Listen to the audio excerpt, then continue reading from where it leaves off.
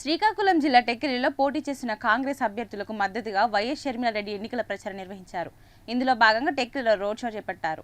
ప్రజలను ఉద్దేశించి ఆమె మాట్లాడారు.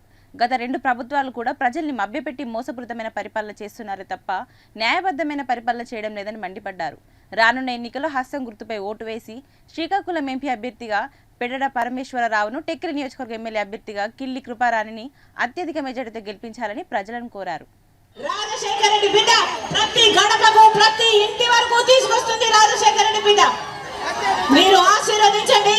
కాంగ్రెస్ పార్టీ అధికారంలోకి వచ్చినాక రైతులకు 2 లక్షల వరకు రుణమాఫీ చేస్తుంది కాంగ్రెస్ పార్టీ. మీరు ఆశీర్వదించండి.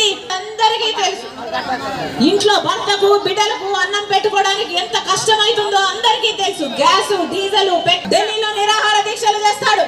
మన హక్కుల కోసం కొట్లాడతాడు. మీ మనిషిగా మీ బంధువుగా మీ బలంగా ఉంటాడు.